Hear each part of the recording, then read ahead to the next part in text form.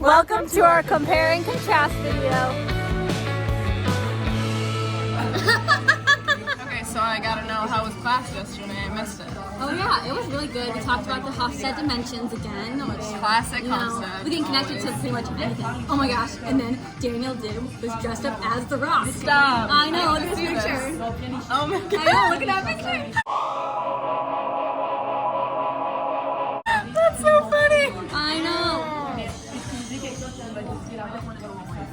Being a little bit loud. Maybe we should go. Yeah. Alright, let's get out of here.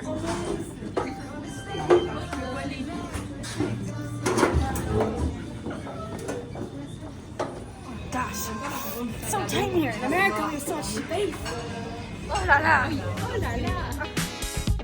Throughout our time in France, we have all struggled with adapting to the noise level, such as in this scenario. We've all experienced times when we felt like we were being considerably louder than the French people around us, specifically in busier places like coffee shops, restaurants, and on public transportation. We can relate this experience back to Hofstadter's dimensions of uncertainty avoidance. So France scores an 86 on uncertainty avoidance, while the United States is at a 46, which is a very noticeable difference. This means that the French might emphasize more rigid norms about how loudly people talk or how closely people interact in public settings, and our lack of awareness could come across as disruptive. Additionally, this can be explained by individualism and collectivism.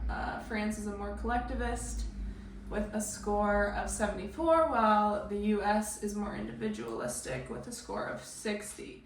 In highly individualistic cultures like the US, our loud and animated conversation might be seen as expressing our personal identity and freedom. However, in the France collectivist culture, the disruption of social harmony in a quiet space might be frowned upon. So then lastly, we touched on the concept of proxemics. We all expressed how we have found everything to be extremely close here in France. French dining spaces often have tables very close together, and personal space is kind of de-emphasized in favor of the social interaction. Where in contrast, American dining typically prioritize more spacious layouts, aligning with the cultural preference for just personal space and privacy. For us Americans, the French arrangement has all felt very cramped, and we all agreed that the difference of quietness and proxemics was a shared cultural experience.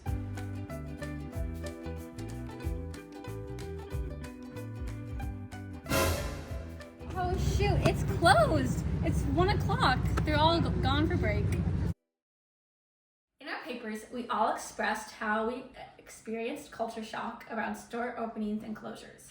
Although this is a dramatic rendition, I'm sure most of us experienced this where we got all ready to go out somewhere only to find it was closed. In this scenario of me finding the store closed for the afternoon highlights a key cultural difference between France and the United States regarding time management and expectations for store hours. Many of Hofstad's concepts can explain this. First, masculinity versus femininity.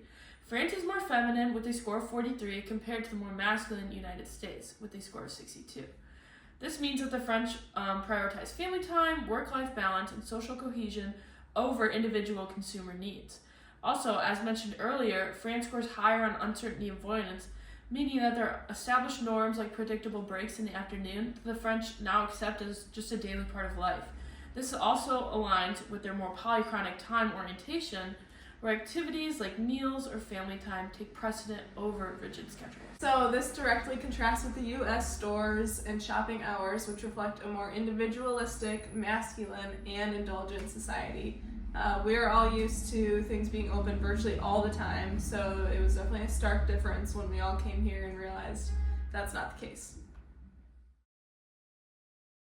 Okay, so I made us a lunch reservation over there. What? It's 2 p.m. I already ate lunch like 2 hours ago. Really? But I guess I'll get a snack. Okay.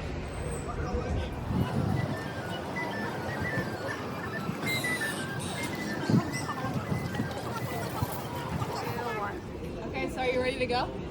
Oh, finally. We've been here for 2 hours. It's already 4 p.m. I should be making dinner in half an hour. Dinner? There's no way you're eating that soon. It's only 4. At my host family, we don't eat dinner until like 8:30 on a good day. scenario, which we all had different views. Carly has struggled with adapting to more meal times and eating schedule here in France, whereas Avery, who lives in a host family, and myself have done better at adapting to longer and more social meal times. So as we know, France is more high context, which means meal times are viewed as more of a time to connect and build relationships rather than strictly just to eat. Additionally, France is a flexible times culture because schedules are more fluid, activities like meals take precedence over sticking to a rigid timetable. So lunch spilling into the late afternoon is pretty typical because it's more about enjoying the moment than just trying to eat to get to the next thing. And I've seen this a lot in my host family, as all of our meals are about 2 hours long and it's never on a time schedule. So it's been definitely something to adapt to, but I have learned to embrace the difference. So, as Avery mentioned, she's kind of embraced the long meal times, enjoying the absence of distractions like phones and focusing on more of the social experience. Myself, on the other hand, have kind of struggled with adapting because I'm still used to the US culture. So, as we know, the US is a low context culture where lunch is more of a task-oriented activity that basically serves as just the practical purpose of eating. The US is also a linear time country where I'm used to expecting activities to follow a clear sequence and kind of find the leisurely pace very different. So back home, I just have a busy schedule to follow, so it's been difficult for me to adapt here. So this is just one example where we've all had different views. Oh, monsieur! Je voudrais des pâtes avec beer. Du beer? Excuse me, monsieur. Is that how you say it? Yes. Excuse me, monsieur. The pasta, does it have nuts in it? Nuts? Like almonds? You know what? Never mind. I'll just get the pizza. There you go. Oh, what is this? I think, is that a beer? I thought I said butter, no? Okay, I guess I'll have the salud. Language barriers were something we all agreed was a huge cultural shock. However, we all experienced it on different levels. I came in with about 4 years of French experience, so I have a little bit more experience with communication.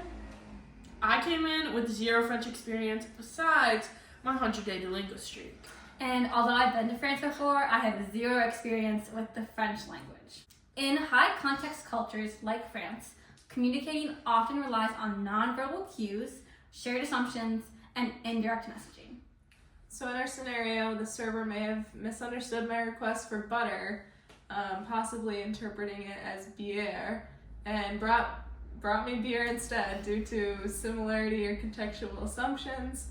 And this reflects the reliance on context rather than exact phrasing. Now, when I tried to explain my knowledge, I was expecting explicit understanding and acknowledgement because that's usually what I receive in the US, but this might not align with the high context reliance on shared understanding or implicit assumptions of France.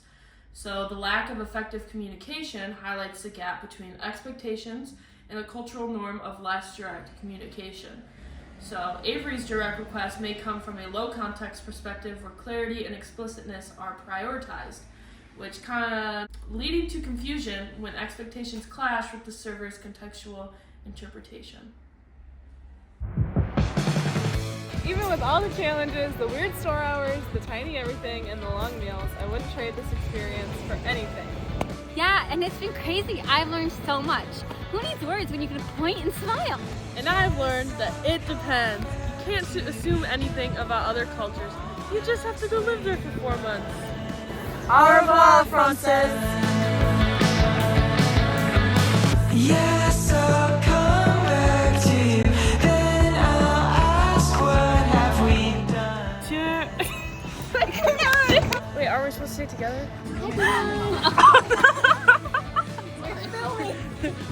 Oh, what should I order?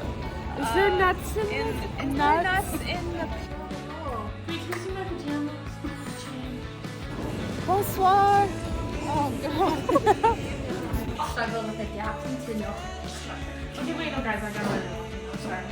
Do it. I'm not built for the theater lifestyle. I just like when I talk, the words get cut off.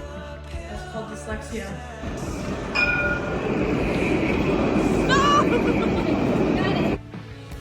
Sorry, I was just listening. J'ai allergie. Okay. Okay. Even with. Wait, are you going? Great. Oh, wait, what? That's, sorry. Wait, does that mean? And I've learned that it depends. Wait, I forgot that. Sorry, I was. Frances. Okay, are we doing this? Merci, France.